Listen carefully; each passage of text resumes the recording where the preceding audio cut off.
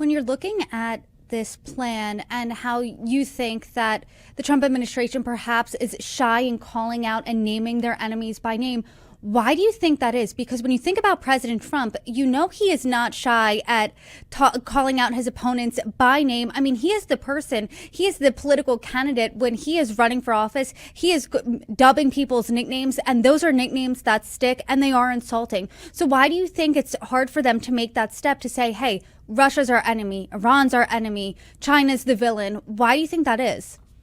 You know, it's a great question. You're right. I take your point that at times he does not hesitate at all to call people out, but at times he consistently does. I would say that has been a consistent challenge with respect to Russia. I mean, I think it's been a consistent problem, and I think it's probably good intentioned. I mean, I'm not assigning. I'm very reluctant to assign malign motives to anyone. I think the president genuinely, to his credit, he genuinely looks at the war in Ukraine and sees a human catastrophe there. I mean, there's extraordinary human suffering there. I mean, war crimes. Don't forget Bucha. Don't forget the children taken hostages, stolen from their parents. I mean, the tens of thousands of dead. I mean, he's right. It's a human disaster, and he wants the war to end. I mean, anyone with a heart should want that. So I give him credit for that, and he's prioritizing that. I give the administration credit for prioritizing. It is, after all, the worst war in Europe since World War II. But I think maybe somewhere along the line, he either got some bad information from advisors, or he got the idea that maybe Putin could be persuaded with carrots, that a carrot approach rather than a stick approach was more effective.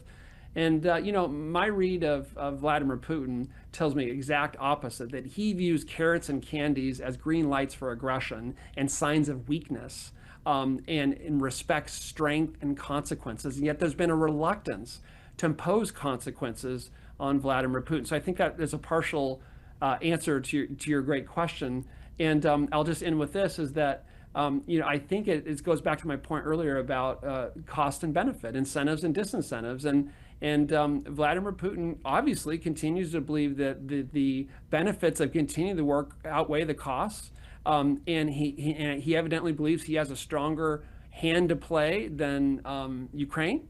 And a preeminent reason for that, I believe, is his assessment of policy in Washington. And the president and Steve Witkoff have all this business experience. They like to talk about their effectiveness in getting deals, and it seems to me that a part of getting a good deal is not forfeiting leverage that you have. If you have leverage, you use it. President Trump did a great job of casting a shadow of power over the negotiating table with Iran by bombing Iran's nuclear program. But then we have to follow up on that military success by getting a sustainable political and policy outcome. Well, apply that principle in Ukraine. How are we casting shadow of power over the negotiating table with Russia? If you look at what our security assistance to Ukraine essentially is since January 20th, it's allowing Europeans to buy American weapons. That's it. We're not even providing them weapons, by and large, with our own money. So by that metric alone, I don't take any joy saying this, but good policy starts with an honest diagnosis. The Biden administration had a stronger approach toward Russia on Ukraine than the Trump administration has, because they supported roughly $66 billion of security assistance, where this administration is making Europeans foot the bill and everything. Some would say, well, we want to shift the burden to them. That's appropriate. We can't afford that. Can't afford that? Largest war in Europe since World War II. We had 2 world wars start in a 30-year period that brought in the United States in both cases, and more than 500,000 Americans lost their lives. $66 billion? How does that compare to what we spend on the defense budget? Over the same time period, that was less than 3% of what we spent on the Pentagon over the same time period. What did we get for that?